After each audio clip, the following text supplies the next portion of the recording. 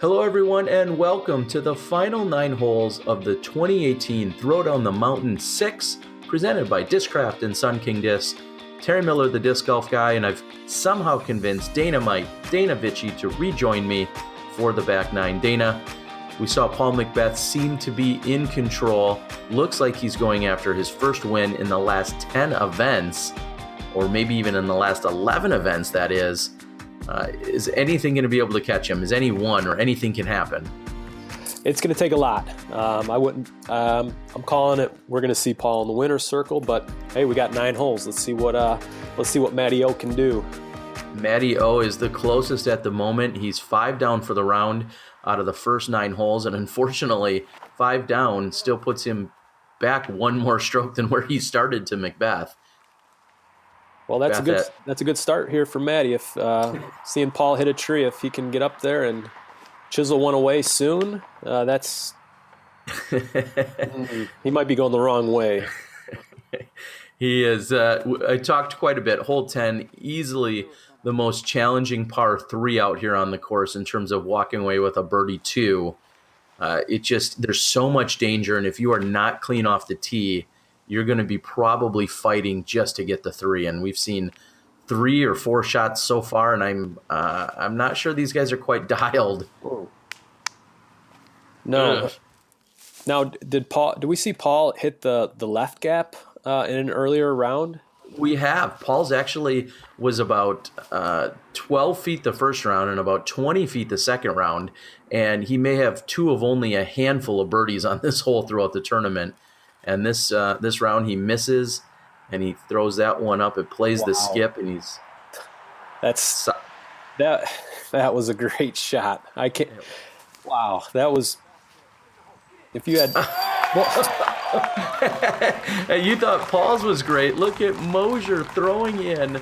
I think that's from like downtown Clearwater, and he's gonna run it in. Look at that. That might have been from Dunedin.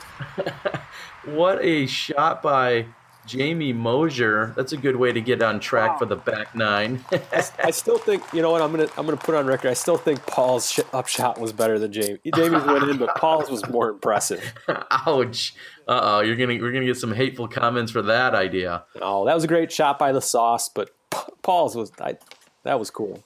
When you execute a skip shot like that with the angle and the hill and park it, that's cool. And Colglazier throwing to the pin again, this on top of the mound, and we haven't seen any good luck out of Heimburg, and I don't think it's about to start. Ouch. Oh, Vinny here having going for broke. I mean, really right now you're trying to hunt down Paul. Unfortunately, he's had a few breaks that have stifled any kind of momentum on his end, and Matty O has to make a putt for bogey. Good putt. Good putt for bogey. And Heimburg with a double bogey. We saw back on hole number 8, he had the triple bogey. So things are not going his way, and we're seeing the par there by Colglazier. So a little mixture of everything, Dana. We've got the 2, the awesome throw-in by Mosier, the 3 by McBeth, a couple of bogeys, and a double bogey. Chuck Kennedy's got to be loving that hole with the scoring spread. I don't know. Maybe is it unlucky? Is it good? I don't know. We don't got time to talk about it. We're on hole 11, 555 feet. What kind of discs are they throwing here? It's severe elevation. So are we going to see high-speed drivers, or can they get mid-ranges down there? I've seen a little of everything throughout the weekend. These are some fairway drivers for the most part. I believe that was the T-Bird 3 by McBeth a moment ago. And this one's finishing hard for Matty O. That is a high-speed driver, and unfortunately I forget which one it was. I think that's actually an H2. And this, I think, is an H3 here by Colglazier. And it looks like he might have just the right angle on this. Yep, nice soft little reverse, even though it hit cow pie or something, kick left. He's on the putting green. And Heimburg throwing a disc that you wouldn't necessarily be calling out to see that regularly. That's a Champion Edition Eagle, and when you've got power like him, you're able to throw a somewhat slower fairway driver. Yeah, great shot by Heimburg there. Hopefully he can get back on track here and show us why he's one of the best Florida disc golfers. And we saw McBeth make a putt from about double that distance in the previous round. So you wanted this one. He seems to be relatively dialed in and focused. Heimburg's got a birdie look. And I think he's still looking. Yeah, Joe, he should just, I'm glad this isn't on a hill, because if it was, that thing would have rolled 150 feet the way his day's going. And McBeth, after going just deep of the pin, has quick work of the comebacker. He's going to walk away with a par. In the first round, there were 5 pars on this hole. In the second round, there were, I think, 3 birdies and just 2 pars. And today, it doesn't look like anybody's going to be wowing us. Of course, we saw the birdie, but not exactly what you expect. It probably plays a little over 400 feet, maybe 425 feet. But Colglazier with the only bird. Yeah, not quite what we want to see from our lead card. They started out so promising on the front 9, and this back 9 is kind of biting a few of them here. So, but I'm sure there's plenty of birdies in store. This is going to be a difficult one, though. This is a right to left tee shot for these guys, and there's a little Homer Simpson or Mando out there. Doe. Yep, there's an official Mando marking out there, and if you split those trees, you're safe, as McBeth perfectly does. The advantage here is if you can split those trees, you can just shave off a little bit of the distance, and more so, you get a better angle at the basket. They're going to have backhands, they're going to have forehands. There's a lot of choices, but when you're where Maddie is or where McBeth is, just on that left side, that's going to give you even more room. So I know they're not trying to hit that gap, but hitting it's not such a bad thing. Yeah, I was going to say they can't be aiming for that gap, because that's a really tough angle to hit. Just one where if you miss and you hit it, you're happy, and if you smoke the tree like Vinny, you just be happy that you didn't miss the Mando. Exactly. And here Mosier with the standstill patent pending backhand roller. That was pretty darn tasty. Let's see if he's rewarded with the putter if he's up in that bush there. And here's what I speak of. When you're on this left side, Matty O could be going with a straight mid-range right up the middle. You could be throwing a forehand. You could go backhand roller. You can really do whatever you want here. And finger pop, as Matty O calls the forehand. That's my finger pop. That's right, a little southern dialect there. And I'm not sure if that tree was good or bad. I feel like he's short of the pin. I think he would have been just as far away from the pin, but left of it, had he not hit that tree. And Kelvin putting himself within 25 feet for the par. And Colglazier has a look at birdie. Jamie made a great putt on the previous round on this hole. That one hits off the accelerator top. I think everybody in the group kind of collectively had the same reaction there, Dana. Yeah, that was a little high left, but it's in the bucket. It counts. It's a birdie. And Jamie, even from short distance, you notice he putts with authority. There is no okay, maybe retrieval's a little hard, but just giving up on it. Yard sale, hole 12. All right, Mosier, there you go. Jamie's got a pretty strong putting stroke, though. Nice straddle, very, very consistent. He's a good putter. I'm impressed. And Colglazier and the rest of the group are moving on. We're through 2/3 of our final round. A couple of birdies, McBeth and Orum. Right now, Orum that 21 under, Heimburg at 17. And Dana, as we move on to probably the most, well, again, another contender for signature holes, Paul McBeth smashes this 690-foot par 4.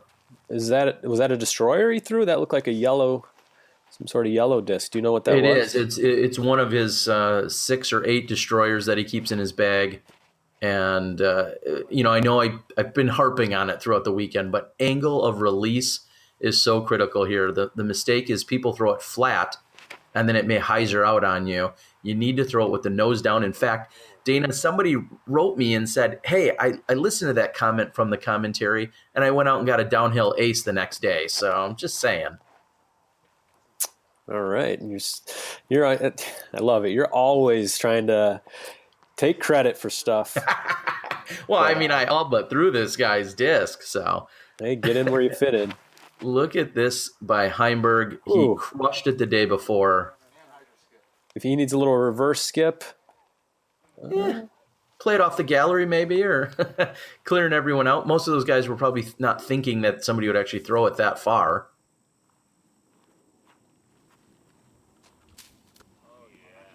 Heck of a shot from Cam there, just riding that short grass with the nose up Anheuser skip.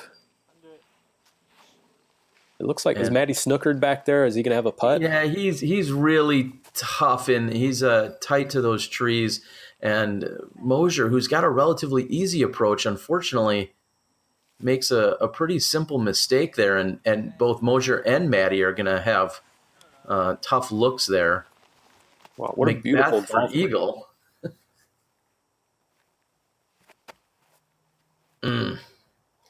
Dana, you talked earlier about his game slipping. I mean, come on, he couldn't even capitalize on that eagle. Yeah, I mean, a couple years ago, that's at least drawn metal. Speaking of drawing metal, there's Jamie missing a good opportunity after that great drive. And some metal as well from Matty, way tucked back there. And Cam, after that approach you mentioned, puts himself in birdie range and cashes it. So here we're on hole 13. It looks like Paul has got first place wrapped up. What is the race for second place looking like? It's really tight, as we're going to see the scorecard in a moment. But what's also important is the players were notified just before the round that this is, in fact, a USDGC qualifier yet again. So the 5 people that haven't previously qualified will earn their spots, and there won't be any ties or anything when it comes to the end. So you must earn it outright. There will be a playoff if needed. And so right now you see Heimburg and Orum, all of these guys, the only qualified person at the tournament. Can you guess who it is? This man right here. McBeth. Yes, he's already qualified. So there is a pretty serious implication. You may only be fighting for second through sixth right now in terms of the tournament placing, but you're fighting for a USDGC qualifying spot. So hats off to Mike Barnett for such a quality event that awards these USDGC bids. Yeah, and to get qualified this early in the year it's a weight off the chest. I can tell you I've gone years where I didn't qualify, and I've gone years where I qualified right off the bat, and I can tell you it's the pressure starts to mount up as the season gets there, because you don't want to have to go in and do that Monday qualifying. I've done that song and dance. So this is big stuff. And some of these players, they might not hit another qualifier, so this might be the only opportunity. Although most of these guys up top are at some of the bigger events. We see Mosier miss short. Heimburg's missed a few short. Oh. And we got to add that one to the list. It just it seems like he's a little bit deflated. He's had some really bad breaks thus far and seems a little bit deflated. This hole is one of the absolute must-get birdies out here. Shout out to Randon, who aced it in round number 2. Not a shout out to him for not getting in the ace pool. Oh, rookie. Yeah, leaving $700 on the table, I believe. Oh, I actually aced this hole in a practice round. Yeah, you would. No ace pot for that. No, unfortunately not. Picture so, off, 3 birdies. I believe that brings the total birdie count to like 12 out of 15 that I saw there this weekend. And what a smash by McBeth. If you want any chance at birdieing this hole, you need to make it to that turn, and he almost went past it. Yeah, he might have a interesting angle there. Looks like Cam did not get over on it enough. You really want to turn something over and then have it come back a little sooner than Paul's, although Paul's not in terrible position, but he'd much rather be where Paul is than Cam. Looks like Maddie. Yeah, following suit, unfortunately. If you are short and left, you're going to waste a stroke just getting out of the rough. And we'll see if Heimburg, he's following the exact same path. But look at that. Somehow he gets the break he's needed, and he fights all the way through. He's in really good position there. There we go. We saw all those players go with the forced turnover. Is Jamie going to flex one? No, he's going to clear the gallery. That wasn't expecting that early of a release. Thankfully, it stays out as much as it did. And he's going to have a forehand here, but well, he's going to have an opportunity to get up and down at least. He does, and Cam looking like the exact same thing. You're going to use a stroke just to get out of this rough if you're on the left side because you haven't made that dog leg, and we're seeing that by these first few approach shots. And Maddie's is low. If he had just a little bit more height, I think that would have carried to the pin. Yeah, this is a great par 4. You got to throw 2 really good shots, and it gives you opportunities to get back up and down, but also punish. You know, it can be punishing, just fun shots and good elevation, great green, fair. This is what only at 675. This is a really strong par 4. Yeah, I think this has to be one of the best holes on the course. If you're just talking sheer golf, I mean, there's obviously some great views throughout, but when it comes to golf holes, this has to be one of the best out there. And McBeth just a few feet away for what looks like another birdie. Yeah, so hopefully there's a lot of other people out there thinking like me. Book your tickets. Keep an eye out for Sun King for information on the next time they run an event out at the property. It's absolutely amazing, and I could really go for some disc golf right now. These guys are playing in T-shirts. That sounds even better. Late March, and I'm going to give a little tease out there. Mike Barnett is talking about installing the course for a one-weekend event in October here at the end of 2018. So if that happens, it would likely be the weekend after the Disc Golf Pro Tour Championships wraps up. Everyone's already in Florida. That's kind of what Mike is jostling around in his brain, so stay tuned for that. Sun King Discs, established in 2001. Florida's most respected name in disc sports. Official retail merchandiser of the Disc Golf Pro Tour. Currently on tour supporting Discraft and DGA live inventory, free shipping at $12. All orders $19.99, ships in a box, includes single discs, large selection of both stock and collectibles. Check out the website at www.sunkingdiscs.com. Little Shasta Chris action, Team DGA and Discraft, along with Mike Barnett. Now, I challenged McBeth. I said, come on, I need an ace here, please, as you see the flag blowing up on 16. It was a run, but I expected a little more. That was a pretty good run. I don't know what you got. You got high hopes for Paul, maybe higher than Paul even has for himself. Well, he said he'd do it. And instead, Cam's trying to find himself on SportsCenter. Says he'll step up to the challenge, and thankfully that pretty much sits down. Dangerous. You hit the basket here, and really anything could happen. And Matty O with the, we'll say, most textbook approach, coming in just a couple feet short, not drawing any metal, but staying off of the hillside. And both him and Mosier, perfect drives. I was about to ask you, is that a death putt? And sure looks like it is, coming back at that steep hillside. Thankfully, that stopped for McBeth. Now, we know if it was Heimburg, it would have definitely rolled 150 feet down the hill. It does sit for McBeth, though. And then he gets the high chain. Can we just start calling him McLucky? Come on. Oh, man. I feel like Paul, he putts really well in the chain stars. The pace of his putt, the angle it comes in, you don't see him get, a lot of the spit outs that you might see some other players get, or maybe some other players complain about. I feel like Paul's putts are always dropping on chain stars, but then again, his putts are dropping on every basket. Just about. While you're seeing these tap outs, everybody's going to... How often do you think this happens in Paul McBeth's career? The entire card of 5 birdies except for him. Would you say that's happened probably less than 5 times in his life? Yeah, because we're not seeing too many 5-somes at the events Paul McBeth's playing, at the majors and the NTs. And Heimburg says, I'll take luck out of play here and park it. What a shot. This is a really tough hole. Out of bounds. You see the flags there. It's a big drop off.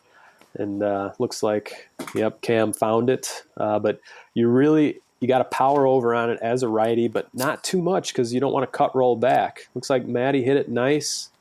He's on the putting green about 20 feet away, maybe 17.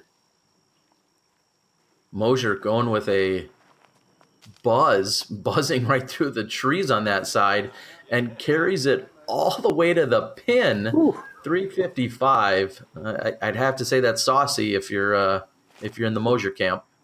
Yeah, I thought it was going to go out of bounds. I didn't realize it was a buzz. If that was a driver with that speed taken off of it, it most likely would have faded out over the cliff side on the left. But the buzz, nice mid-range, hung on for him, and he's on the dance floor. Colglazier underneath the basket for the bogey, and McBeth gives it a solid run.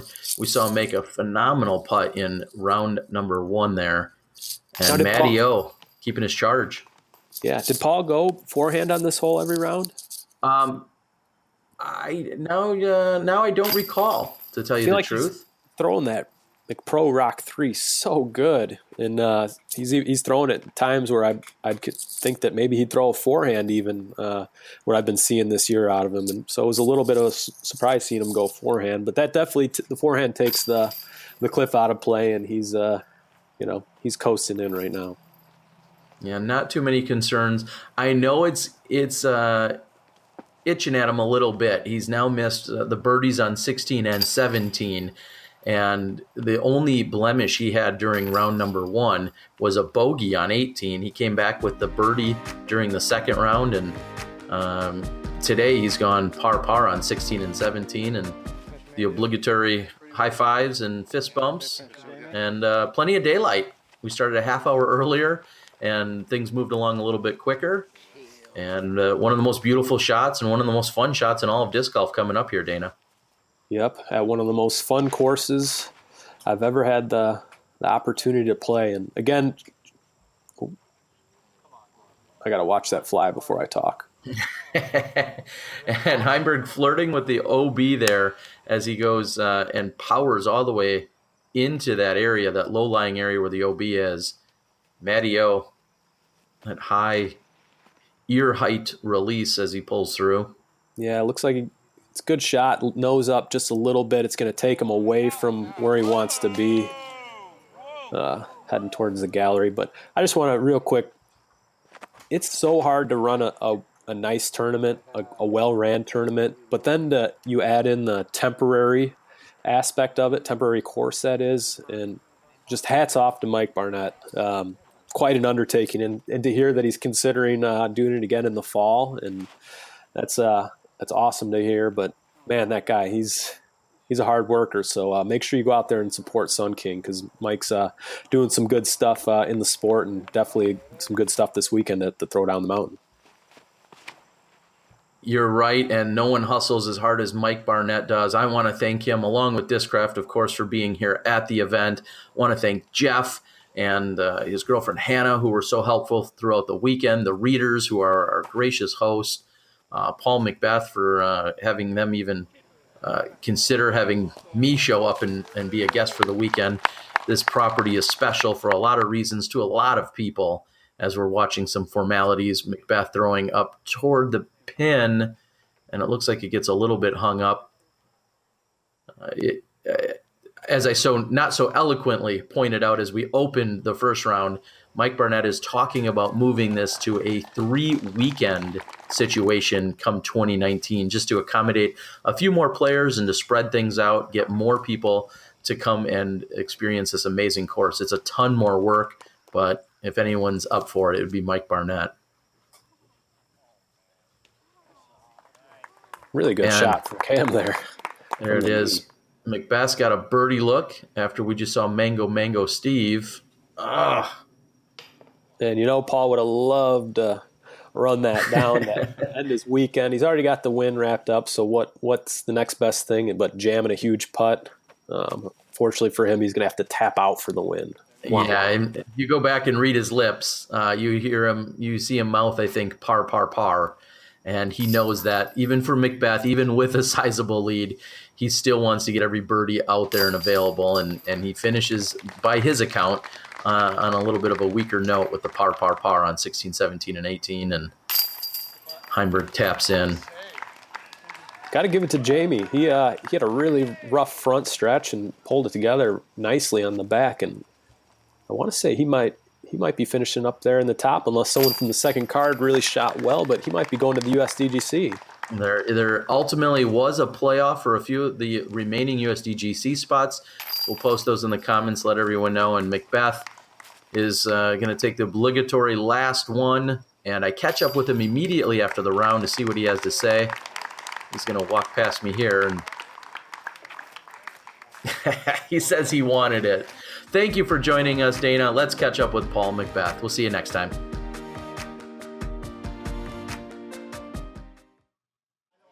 I'm the Disc Golf Guy, and that was my video blog. I'm caught up with their champion, Paul McBeth. Paul, back-to-back champion here in Brooksville. How does it feel? It feels great.